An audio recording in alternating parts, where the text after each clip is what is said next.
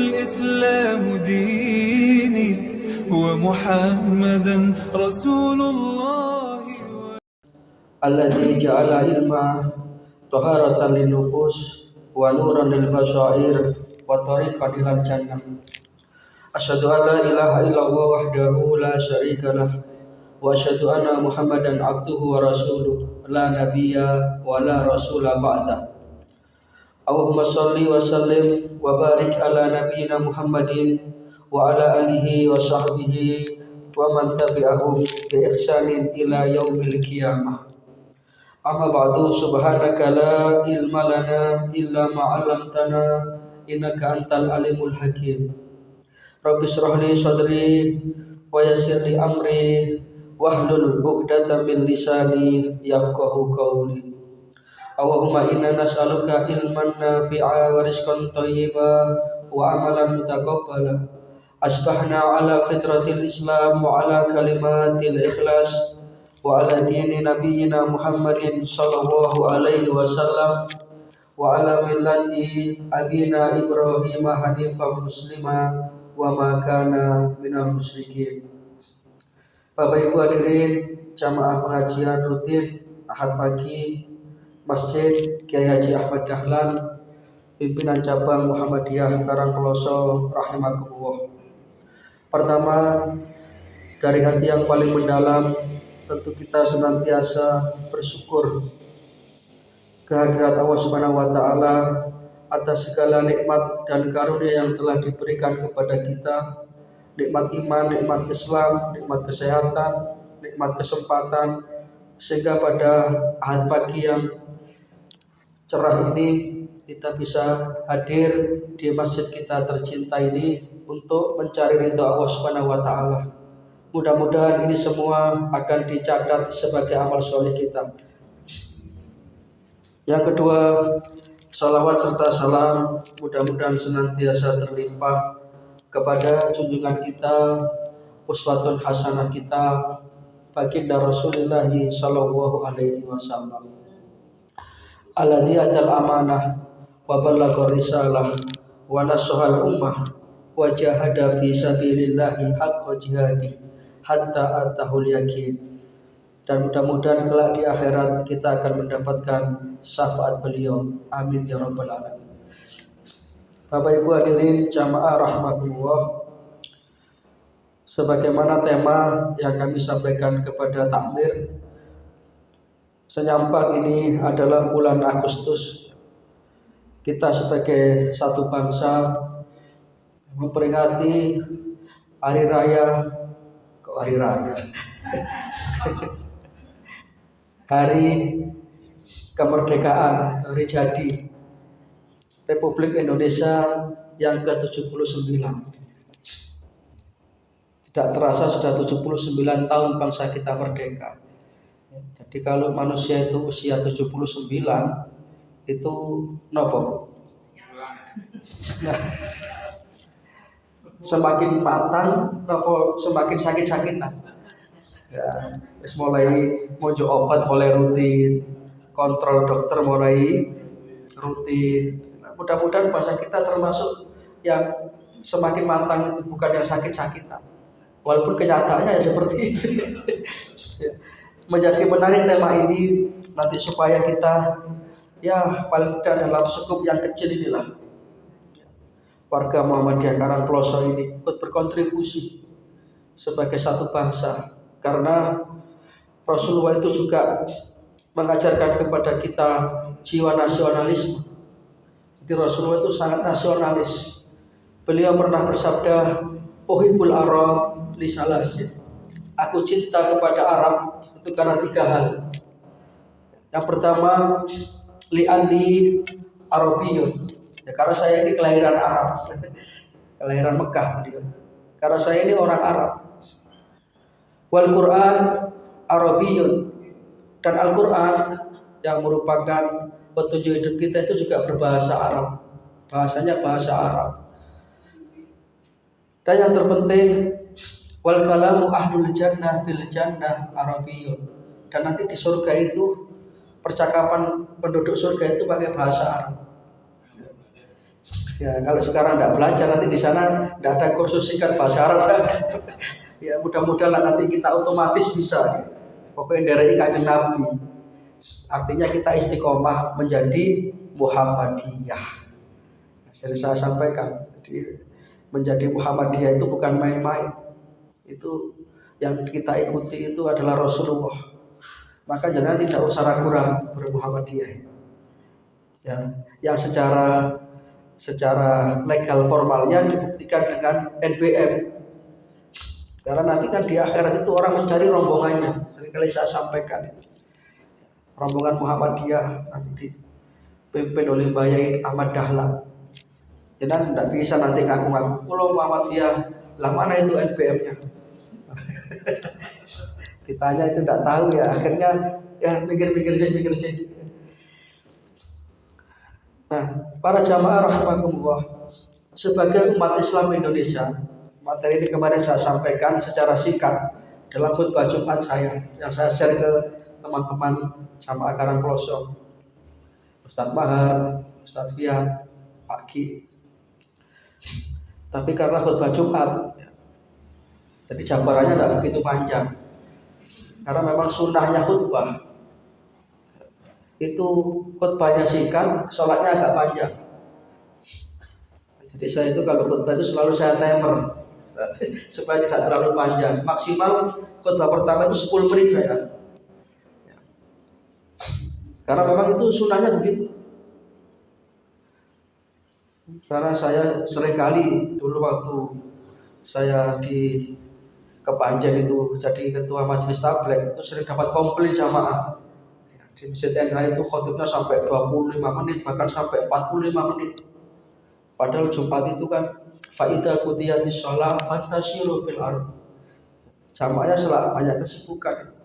Maka Rasulullah kan memberikan tuntunan itu. Tanda dari kefakihan seseorang itu kalau khutbah itu tidak panjang. Dan khutbah Jumat itu langsung pokok-pokoknya. Pernah ada CMM itu khutbah Jumat yang dibahas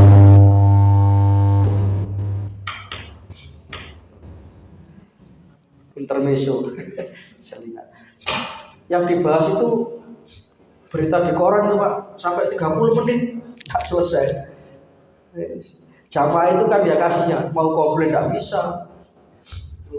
Intro sebenarnya boleh itu kalau almarhum Ustadz Rifai Basan. Nopo nih.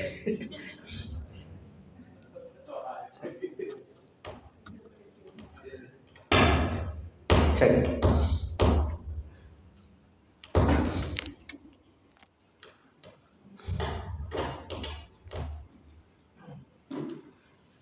Kalau almarhum Ustadz Rifai Basar, kalau jangan pernah mengundang beliau ke sini nanti lah, itu menyampaikan jamaah Jumat itu boleh interupsi kepada khotib. Menurut saya Pak Khotib, ceramahnya ketahuan itu boleh. Namanya sidang Jumat, namanya sidang itu ya itu boleh.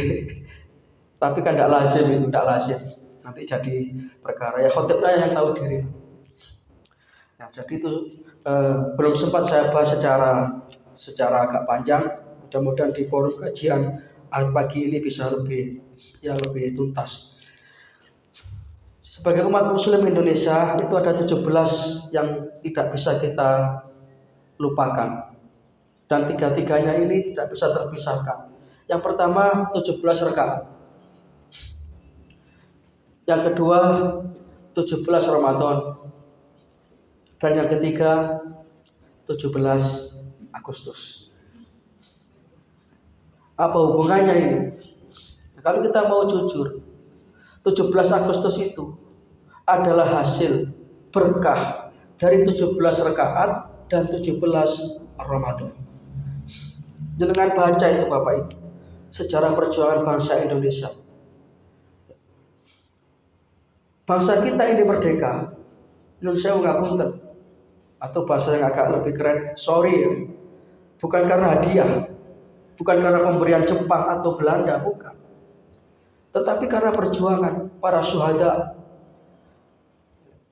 yang ketika itu kalau dihitung secara matematis, secara kasat mata, bangsa kita tidak akan mungkin merdeka. Kita perhatikan penjajah Belanda secara fisik jauh lebih kuat. London itu gede dhuwur, gagah. Mboten-mboten London cilik kok kula kan mboten-mboten. Niku London kesasar. Belanda itu orangnya secara fisik lebih gagah-gagah. Secara persenjataan jauh kita. Mereka punya tank, mereka punya pistol, mereka punya brand, punya bom, punya pesawat tempur. Bangsa Indonesia ketika itu bambu runcing, tepil, tolong, sangat sederhana dan indah. Tapi kenyataannya kok bisa merdeka? Nah, itu kan ada sesuatu yang di luar nalar. Itulah yang kemudian disebut dengan atas berkat rahmat Allah yang maha kuasa dan dengan didorongkan oleh keinginan yang luhur, ya, supaya berkebangsaan yang bebas, maka rakyat Indonesia menyatakan dengan ini kemerdekaan. Jadi kemerdekaan kita itu karena berkat rahmat Allah. Dan rahmat Allah itu turun karena 17 rakaat dan 17 Ramadan. 17 rakaat itu apa? Salat 5 waktu. Yang turun perintah ini dalam peristiwa Isra dan Mi'rajnya baginda Rasulullah Shallallahu Alaihi Wasallam. 17 Ramadan itu apa? Nuzulul Quran. Turunnya Al-Quran yang merupakan pedoman hidup kita umat Islam. Jadi para pahlawan-pahlawan kita dulu itu dalam perjuangan mereka tidak hanya berjuang secara lahiriah, tapi ada riyadhah batiniyah. Mereka tahajud, mereka rukuk dan sujud, mereka munajat kepada Allah. Maka tepel itu bisa menggolengkan tank. Sampai Belanda itu heran juga. Oh, ini tepel kok iso goleng tank. Indonesia hebat. Akhirnya bertepatan dengan tanggal 17 Agustus itulah yang konon dalam catatan sejarah itu bertepatan dengan bulan Ramadan, insya Allah. Harinya hari Jumat, ya. Sayyidul Ayyam hari Jumat. Pas bulan Ramadan, Sayyidus Syuhur, Soekarno dan Hatta, jam 10 pagi, 17 Agustus 45, atas nama bangsa Indonesia memproklamirkan kemerdekaan bangsa. Merdekalah bangsa. Lah kok saniki nyun sewu ngapunten. Jarine mensyukuri kemerdekaan, diadakan pawai atau karnaval. Macak Sunan Kalijogo, kalungan tasbih, gawe serban, gak sembahyang asar. Sing pawai wis ndelok padha gak sembahyang. Lho apa itu mensyukuri kemerdekaan? Kemudian malam tasyakuran, malam 17, setelah barian biasanya bariannya oke lah, monggo lah, siap doa-doa. Tapi mari ini begini melekan karaokean, joget-joget. Itu para pejuang kita itu kalau beliau itu menyaksikan itu nelangsa, kenapa nelangsa? Gelam, hatinya itu gelam. Ya Allah, penerus kurek aku biar merebut kemerdekaan itu dengan perjuangan, bahkan dengan nyawa, dengan darah. Tapi generasi sekarang dalam rangka mengisi kemerdekaan kok seperti itu. Maka kita teringat dengan firman Allah Ta'ala dalam Al-Quran surat An-Nahl insyaallah ayatnya 112. Allah Subhanahu wa Ta'ala berfirman, A'udzubillahi minasyaitonirrajim. Nanti bisa dicek di rumah, ditulis surat An-Nahl 112. Wa daraballahu masalan qaryatan kanat aminatan mutmainnah. Allah Subhanahu wa Ta'ala pernah memberikan satu perumpamaan tentang negeri yang aman dan tentram. Negeri itu merdeka. Ini kalau kita baca ayat ini, Pak, ini Indonesia, Pak. Di samping negeri itu diberi oleh Allah Ta'ala keamanan, jenengan kan koyok biasa bisa ngaji seperti ini. Padahal ini kalau kita bayangkan, ini nikmat yang luar biasa. Saudara kita di Palestina coba, tidak bisa Pak duduk tenang itu, tidak bisa. Mau ke Masjidil Aqsa aja tidak bisa, karena dijaga oleh tentara Israel laknatullah itu. Kalau kalian kok iso nang masjid dengan tenang, nggak iso senden barang ambil liar-liar, itu kan nikmat kemerdekaan, Pak. mati merdeka. Monggo disegajakaken boten napa-napa. Iku barokah merdeka nggih barokah sehat. Tidak hanya itu, dawuh Gusti Allah, ya'ti harizquha ragadan min kulli makan. Negeri itu diberi oleh Allah Ta'ala limpahan ruah rezeki dari berbagai arah. Indonesia ini negara yang kaya raya. Ada kekayaan alam berupa barang tambang. Tambang apa aja yang tidak ada di sini? Ada tambang minyak, gas, batu bara. Saat ini rame ini lho, Pak. Jamaah Muhammadiyah buat dulu sama lo rame di Samikna mawon. Samikna, wah. Baca komentar masalah tambang. Wis melok tari tambang mawon cukup. Kita ikut yang sebagai jamaah yang baik, kita itu harus samikna wa ta'na kepada pimpinan. Dan beliau-beliau itu tidak akan mungkin ngawur. Tidak akan mungkin ngawur. Jadi risalah risalah konsolidasi itu terbit, itu bukan keputusan 1-2 orang. Jadi pimpinan wilayah se-Indonesia, rektor Universitas Muhammadiyah se-Indonesia, direktur Rumah Sakit Muhammadiyah se-Indonesia itu kumpul, Pak. Baru kemudian kita memutuskan seperti itu. Dan Muhammadiyah ini menerima bersyarat. Nanti kalau di perjalanan itu ada pengkhianatan, itu kita bisa mengkritisi itu, bisa melawan itu. Bisa begitu. Jadi tidak usah itu ya. Tapi yang jelas bangsa kita ini kaya. Belum kekayaan laut. Jadi laut itu bukan hanya miliar, Pak, triliunan kekayaan laut kita. Kekayaan hutan. Gunung itu gunung emas. Freeport itu gunung emas. Itu hanya di Indonesia. Yeah. Dengan kekayaan alam yang limpah ruah seperti ini, kudunya ini harusnya ya. Kudunya tidak ada rakyat yang miskin. Ya, Pak, masuk betul sugih minimal makmur lah. Harusnya begitu. Tetapi kenapa kok seperti ini bangsa kita? Karena ayat berikutnya menjelaskan fakafarat bi an'umillah. Penduduknya itu ingkar. Contohnya gini wow. Karnaval gak sembahyang asar, baris gak sembahyang asar, gak sembahyang zuhur. Subhanallah. Dan ini nyata. Itu yang dalam bahasa Indonesia disebut ironi, itu begitu. Itu padha karo anak ditekono bapak sepeda motor anyar. Harusnya kan berterima kasih, sekolah tambah sregep, tangi tambah isu, malah sepedanya diprotoli, digawe bolos sekolah malah gak tau mlebu. Mesti bapaknya itu murid-murid. Sampe tak tekono sepeda lecek tambah sregep lek kok ngene tak dolen sepeda. Cari anake wale mokok, sampe dolak duwe karo edek. Kayak anak sing begedut. Itulah bangsa kita. Kalau kita tidak segera tobat nasional, ya kayak begini. Kerusakan ada di segala lini. Ekonomi kah itu, kesehatan kah itu. Ya zaman ini, Pak, kita nemu yang namanya orang sakit di Senayan itu ya sekarang ini. Jadi kalau BPJS itu jangan mau operasi, itu antrinya berbulan-bulan itu. Padahal tiang loro nih butuh segera ditangani.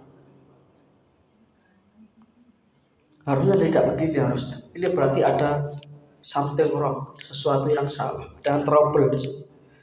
Apa itu? Keingkaran kepada Allah. Akhirnya setelah itu Allah Ta'ala menyatakan fa'adaqahu libasal ju'i wal khauf bima kanu yasna'un. Penduduknya diberi ketakutan.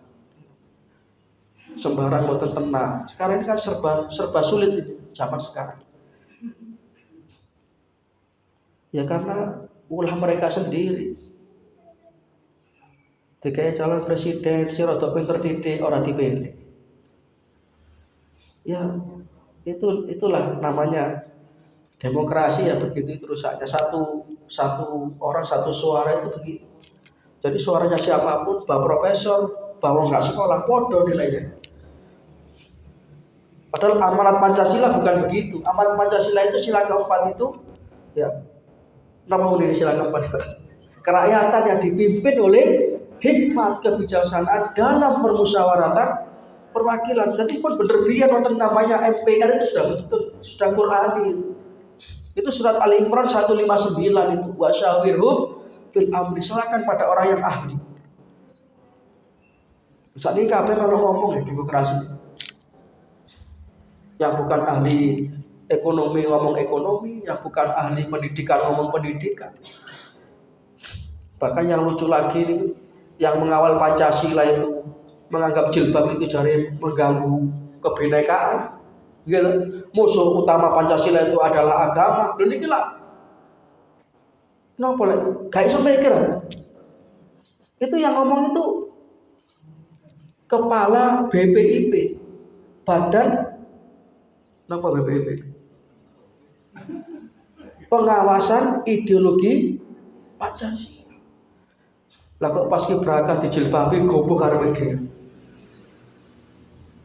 Tapi alhamdulillah setelah diprotes banyak pihak, ya kemarin saya nyelakno delok nih, alhamdulillah sudah pakai jilbab. Alhamdulillah. Berarti wedi ya. Berarti suara umat Islam masih didengarkan. Sing medeni lek semua Islam gak dirayakan bahaya itu. Padahal kalau kita mau telusuri sejarah bangsa kita, Pancasila itu diinspirasi, diambil nilai-nilai luhurnya itu dari ajaran Islam. Bukan dibalik, Pak. Bukan Islam yang diinspirasi Pancasila, bukan. Tapi Islam yang menginspirasi Pancasila. Kita lihat perumus-perumus Pancasila itu, di sana ada Mr. Kasman Singodimejo, tokoh Muhammadiyah itu. Ada Kiai Haji Abdul Kahar Muzakir, ada Kiai Haji Abdul Wahid Hasim, ada Kiai Haji Agus Salim, bukan orang sembarangan. Maka sila pertama dari Pancasila ini adalah ketuhanan yang Maha Esa, yang dulu awalnya dengan kewajiban menjalankan syariat Islam bagi pemeluk-pemeluk.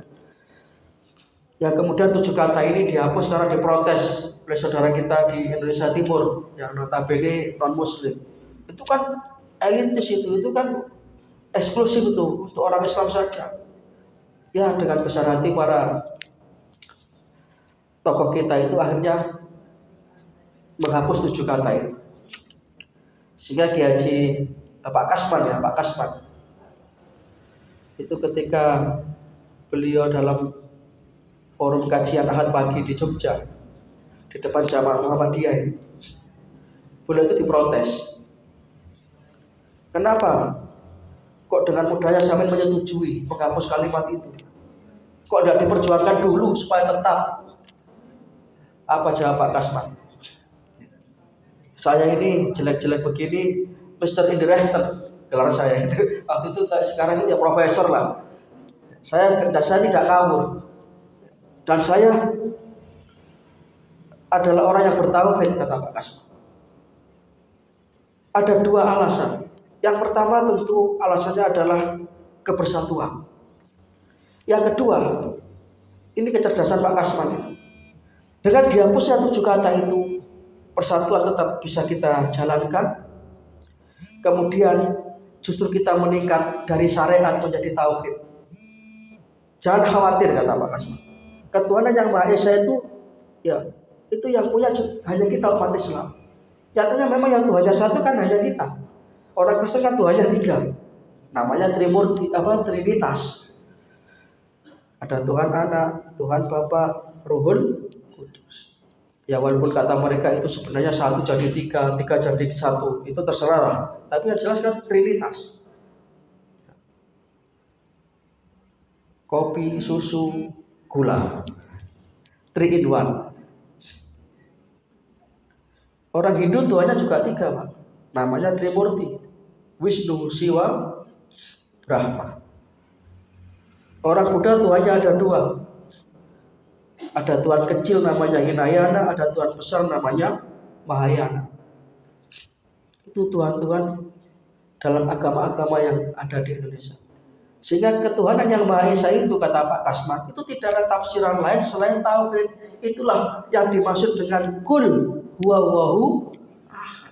Cerdas sekali Pak Kasman. Jadi sila pertama itu dasarnya surat Al-Ikhlas, Al-Quran itu.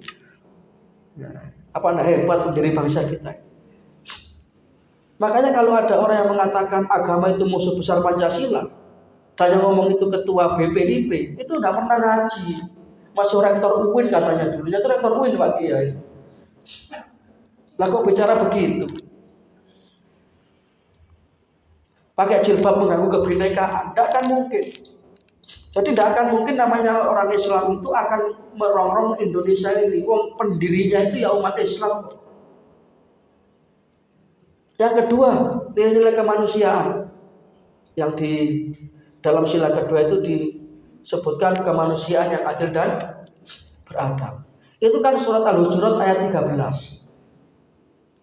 Ya ayuhan nas, inna khalaqnakum min dzakari wa unsa wa ja'alnakum syu'uban wa qabaila lita'arafu.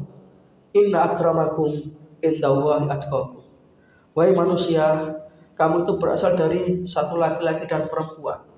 Jadi nilai-nilai kemanusiaan, humanisme itu diajarkan oleh Islam. Yang kemudian Rasulullah bersabda, an-nasu kulluhum li Adam. Semua manusia itu adalah anak keturunan Adam. Wa Adam min turab, dan Adam itu diciptakan dari tanah. La fadla li arabiyyin wal ajamiyyin illa bittaqwa. Tidak ada yang lebih mulia antara Arab dengan yang bukan Arab kecuali takwa yang membedakan. Masuk Arab Abu Jahal Abu Lahab. Masuk Abu Jahal ini gaya gamis Pak. Abu Lahab gaya gamis. Tapi yang membedakan bukan itu. Yang membedakan adalah ketakwaannya kepada Allah. Ini kemanusiaan. Yang ketiga apa? Persatuan Indonesia. Surat Ali Imran 103 itu insyaallah. Wa'tasimu bihablillahi jami'an wa la tafarraqu. Berpegang teguhlah engkau kepada tali Allah, jangan bercerai. Yang keempat, kerakyatan yang dipimpin oleh hikmat kebijaksanaan dalam permusyawaratan perwakilan. Musyawarah mufakat itu tadi itu surat Ali Imran 159. Kan kabeh wonten ayate Pancasila. Jadi jangan khawatir dengan umat Islam. Umat Islam ini adalah pendiri bangsa ini. Dan karena itulah kemudian rahmat Allah turun. Yang terakhir sila kelima, keadilan sosial bagi seluruh rakyat Indonesia. Itu kan ayatnya innallaha ya'muru bil adli wal ihsan. Allah Ta'ala memerintahkan kepada kamu berbuat keadilan. Itu Islam dan Pancasila. Nah, mudah-mudahanlah bangsa kita segera pulih, Pak. Amin ya rabbal alamin. Karena kalau kita melihat secara skop lebih luas, ngeluh Pak, hutangnya Indonesia ini 3.000 triliun atau berapa? Sampai segitu. Sopo nggak jadi nyaur. Lama-lama negara kita sedikit demi sedikit digadaikan kepada asing.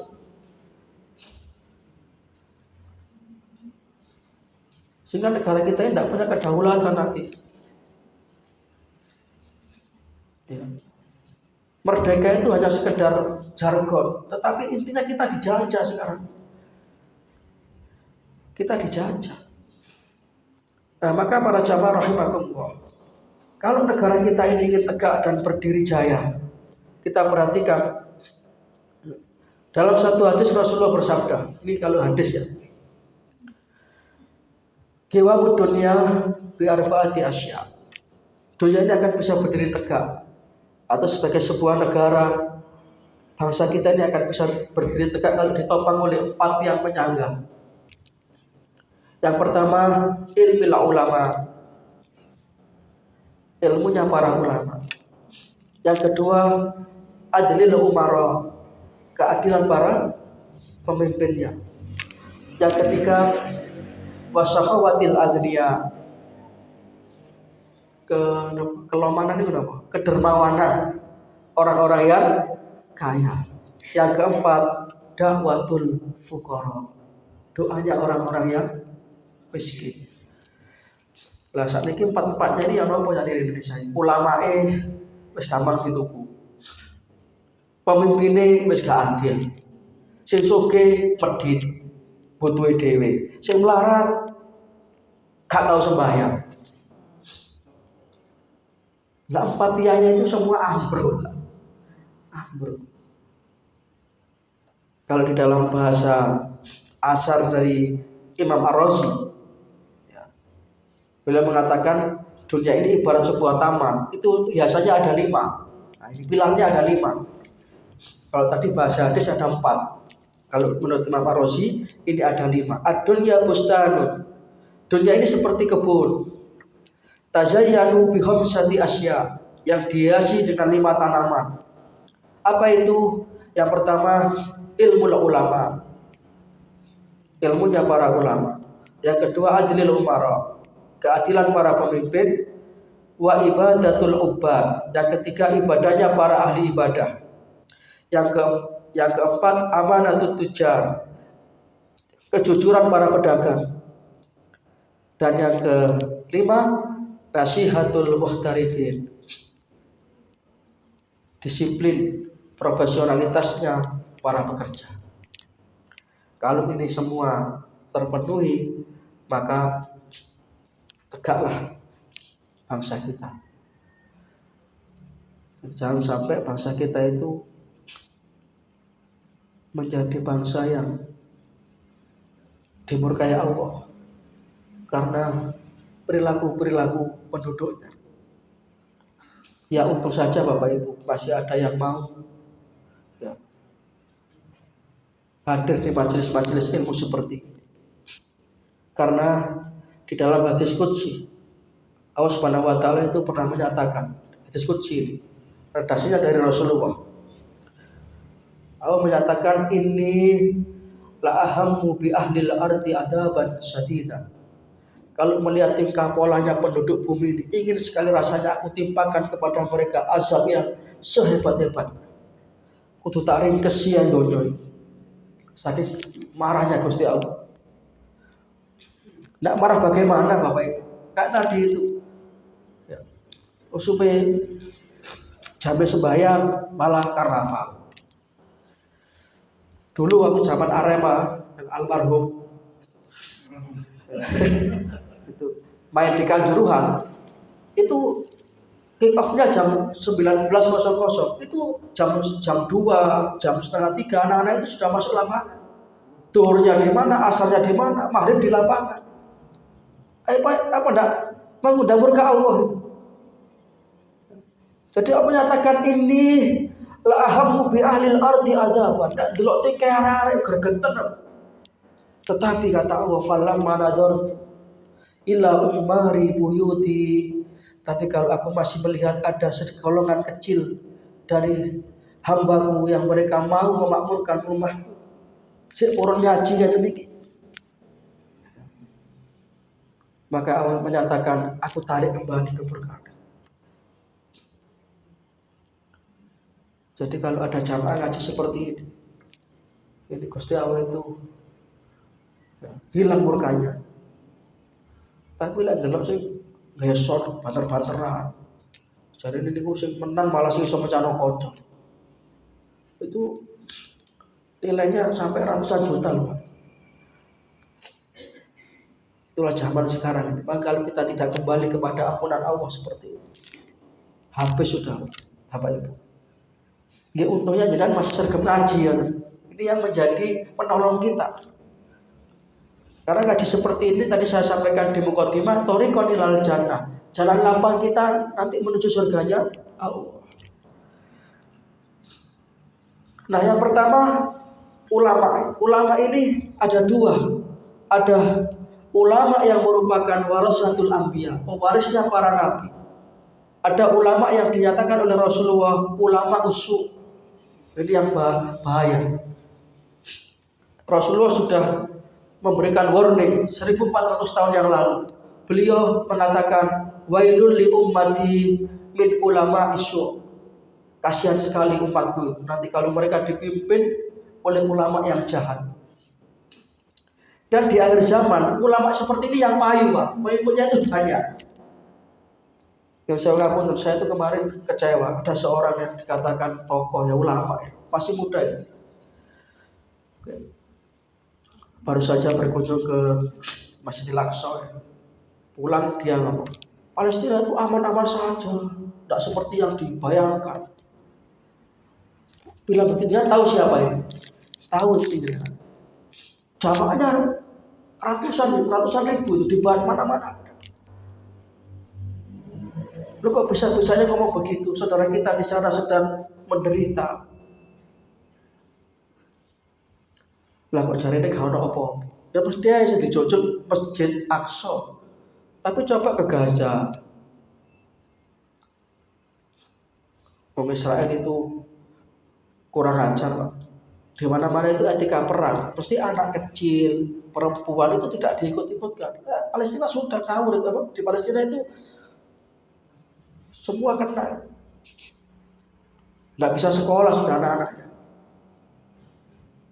Dan dunia terbuka, dunia berdiam diri. Nah, sudah. Ini yang perlu kita waspadai. Celakalah umatku, kata Rasulullah. Yang mereka itu dipimpin ulama yang jahat. Yang ciri-cirinya mereka itu yabi'u dinahum. Mereka menjual agamanya bi'aradin minad dunia, untuk kepentingan dunianya. Kalau belum dapat apa-apa suaranya tegas, tapi dikirim Rubicon, dikirim Alphard, wis beda maneh. Dan sekarang ini sadar atau tidak, kita umat Islam Indonesia ini sedang diadu domba. Dua kekuatan besar yang ada di Indonesia ini, NU dan Muhammadiyah, disibukkan dengan perkara-perkara yang tidak produktif. Saudara kita NU sekarang disibukkan dengan apa? Nasab. Geger sak podo NU ini. Sekarang didu NU dengan PKB, geger. Yang Muhammadiyah itu dengan tambang. Kalau kita itu tidak sadar, ya kita itu persis seperti yang didawuhkan kanjeng Nabi itu. Yusiku an gada'a alaikumul umam kama dada'a kalatu ala qas'atina. Nanti umat Islam itu seperti makanan di atas meja hidangan.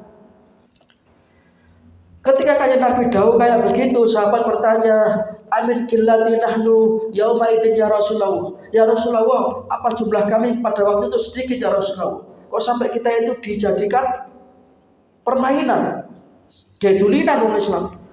Rasulullah menjawab, la, tidak. Bal antum yauma idzin kasir. Jumlahmu pada waktu itu banyak, kamu mayoritas. Jumlahmu 85%. Tetapi sayang, seribu sayang, kata Rasulullah, walakinnakum husaun kahusais sayl. Kualitasmu pada saat itu seperti ontok. Akeh, tapi tidak punya prinsip. Coba, Pak. Pilpres, mulai pilpres, pileg, calon kita tidak pernah jadi, Pak. Tidak bisa disatukan umat Islam. Karena dikondisikan tadi itu, diadu domba itu tadi. Dan kata Rasulullah, ketika itu umatku akan terjangkiti satu penyakit, satu virus penyakit yang itu menjangkiti hampir mayoritas umat Islam ketika itu. Penyakit apa itu? Penyakit wahan, kata Rasulullah. Sahabat bertanya lagi, wa mal wahnu ya Rasulullah? Apa penyakit wahan itu ya Rasulullah? Nabi menjawab, hubud dunia wa karahiyatul maut. Terlalu cinta kepada dunia, yang paketnya ini nanti adalah takut kepada kematian. Jadi seneng tuh, jadi mesti wedi mati, Bu. Padha karo amben nek teko, mesti lokale teko dhewe. Akhirnya agama dijual. Dia tidak peduli, sebetulnya aku oleh duit. Sebetulnya jamaah aku akeh. Itu akhir zaman. Maka di akhir zaman ini kita mencari ulama yang betul-betul warasatul anbiya itu sulit. Dulu kita punya ulama sekali Buya Hamka. Kalau kita di Muhammadiyah ya, sekali Kiai Haji A.R. Farudin, yang sampai akhir hayat beliau itu tidak punya banyak harta. Ketua pimpinan pusat Muhammadiyah jual bensin aja. Sampai Pak Harto itu hormat kepada beliau. Tidak bisa dibeli. Sekelas Kiai Haji Ahmad Azhar Basir. Alhamdulillah sekarang kita dipimpin oleh Ayahanda Haidar Nasir. Beliau juga bersahaja. Beliau ketua PP yang langganan kereta api, bukan pesawat. Di kemana-mana senang Pak Sepur. Ketua PP loh. Ya mudah-mudahan kita masih dipimpin ulama-ulama yang seperti itu. Nah kalau sudah ulama itu bisa dibeli oleh pemerintahnya, itu yang dinamakan ulama usuk, ulama yang jahat. Kalau kata guru saya malah lebih keren lagi itu, ulama usuk itu ulama yang busuk, ulama yang busuk. Dan ulama yang betul-betul ulama itu ciri-cirinya mereka itu yakhsyallah, takut kepada Allah. Jadi dunia ini tidak bisa dibuat membeli dia.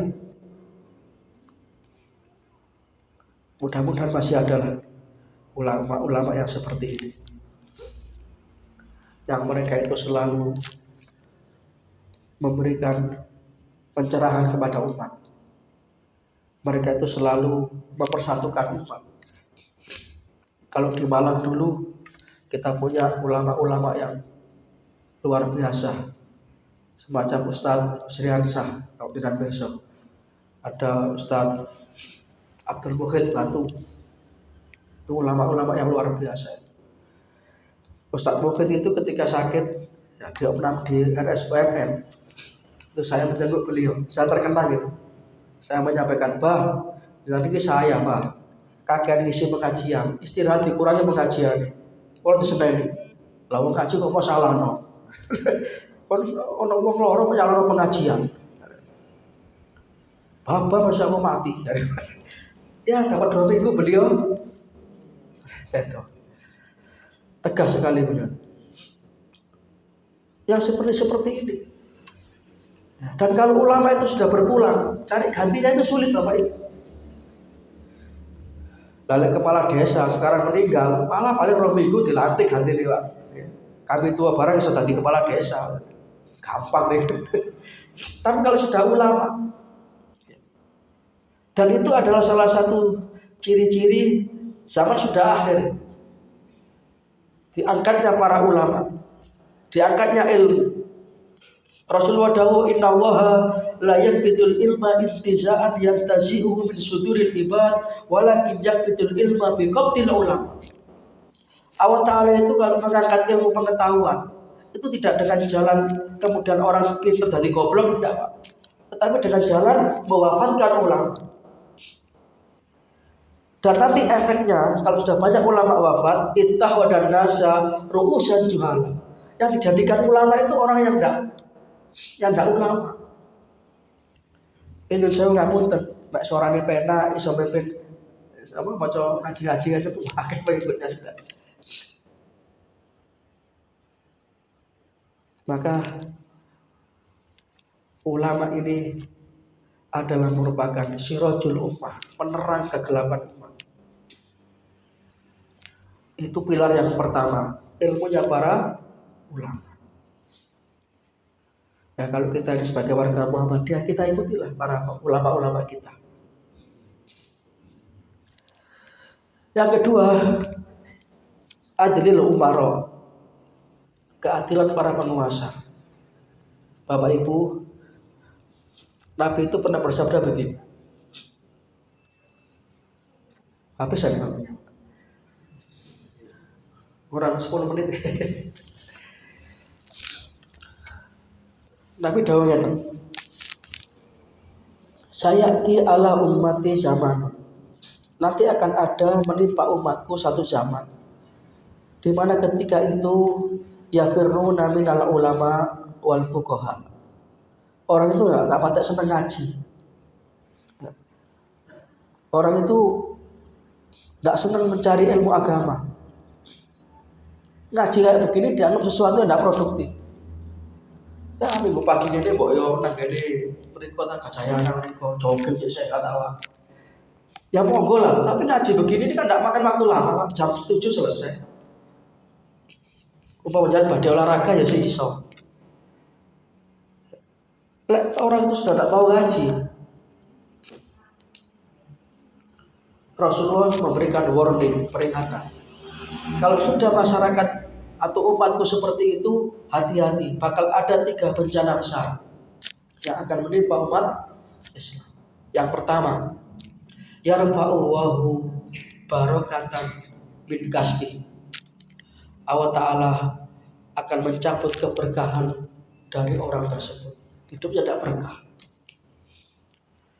Gak sadar sebagai cabut gawe, suwe-suwe tuwek, kurang sempat ibadah, tiba-tiba habis sudah. Itu yang namanya dicabut keberkahan. Tidak pernah merasakan nikmatnya sholat berjamaah, tidak pernah merasakan nikmatnya majelis ilmu. Hidupnya dijajah dengan urusan dunia. Yang kedua, kalau sudah umat Islam itu tidak senang ngaji, wa yusallituhumullahu alaihim sultanan dhalimah. Bersiap-siaplah dipimpin oleh pemimpin yang zalim. Yang saya kula badhe tanglet. Niki pun nama derek. Kita sudah merasakan. Coba kalau orang itu mau ngaji, imannya kuat Pak, tidak bisa dibeli.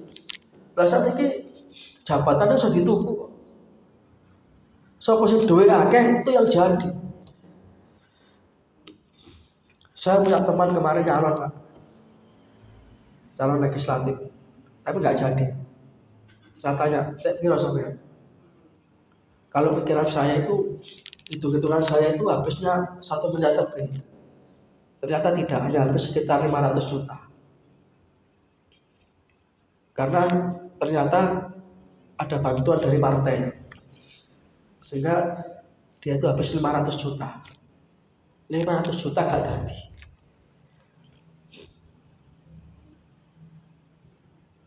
Terus yang apa namanya?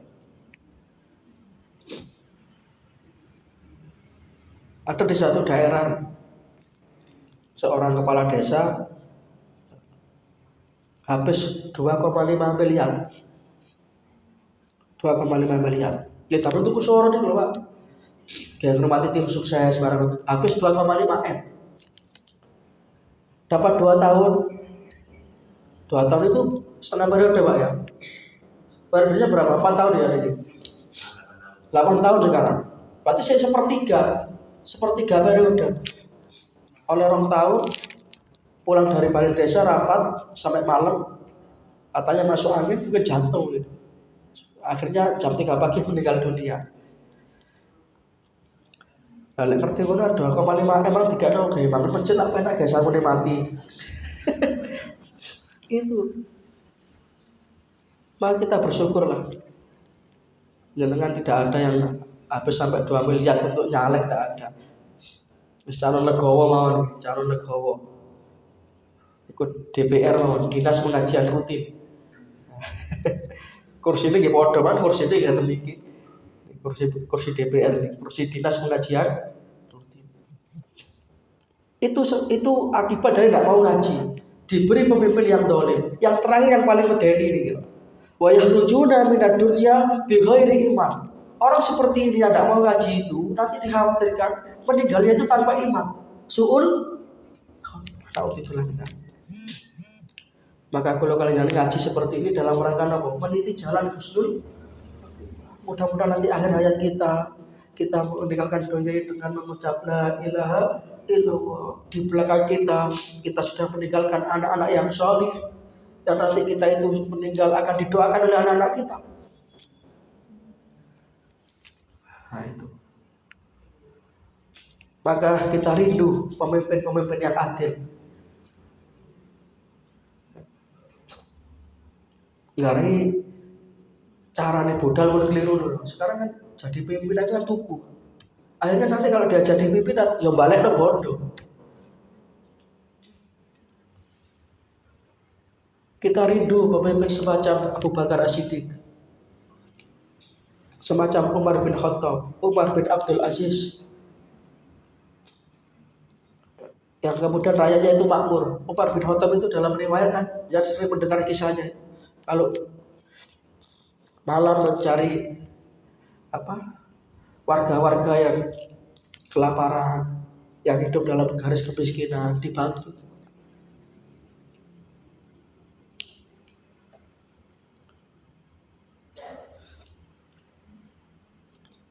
Yang ketiga, agak saya percepat, ibadahnya para ahli ibadah.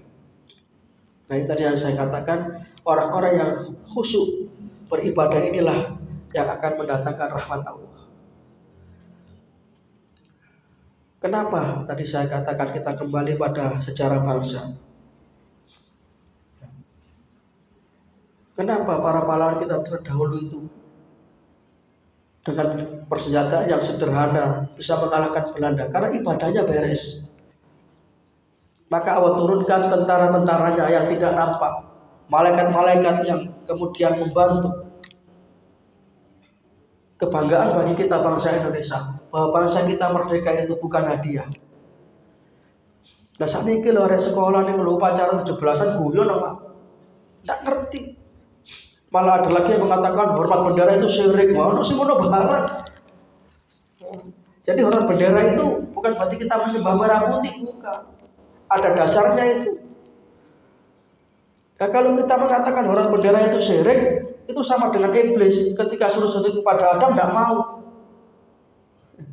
Jadi sujud kepada Adam itu sebenarnya menghormati saja. Lah kita menghormati merah putih itu menghormati bukan menyembah. Itu rahmat Allah. Masuk hormat bendera syirik. Jadi gak boleh berjuang itu gak ngerti.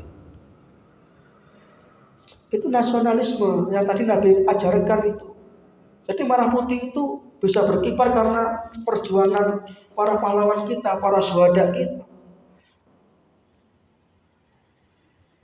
Termasuk di Istana Negara yang di Jakarta katanya bau-bau kolonial begitu. Sehingga pindah ke IKN. Ya, Istana Negara walaupun bau kolonial itu kan direbut melalui nyawa perjuangan para syuhada. Atau magen temriku timbang magen di tempat yang dibangun dengan uang riba. Kan itu gitu, Pak. Nah, sudahlah, misalnya pikiran waktu sumpah, Pak. Sumpah. Mau ngaji di boleh tenang, kita mau pikir waktu sumpah. Wes penting ngaji mau ngaji. Ibadahnya kita benahi ibadah kita. Karena dengan ibadah itulah kita dapat pertolongan Allah. Jangan sampai ibadah kita itu dijangkiti penyakit riya, sum'ah, ya, ingin dipuji orang, ingin dilihat orang. Naudzubillah min dzalik. Kita ibadah kepada Allah Ta'ala itu mukhlishin lahud-din. Yang keempat, kejujuran para pedagang. Jadi pedagang yang jujur ini akan menopang perekonomian, keberkahan ekonomi. Tapi jarang pedagang yang jujur. Yang terakhir, profesionalisme para pekerja di bidangnya masing. Kalau profesional, ya semua itu on time, kerjanya on time. Masih ngajinya itu udah profesional, on time, jam itu nggak buyar. Pun mudah-mudahan ada manfaatnya. Mudah-mudahan kita senantiasa mendapatkan taufik dan hidayah, amal ilmu rezeki yang barokah, dan akhirnya husnul khatimah. Mudah-mudahan Allah Ta'ala mensakinahkan keluarga kita, mensoleh-solehkan anak-anak kita, dan mengumpulkan kita kelak dalam surganya. Amin ya rabbal alamin. Matur suwun, nyuwun pangapunten. Assalamualaikum warahmatullahi wabarakatuh.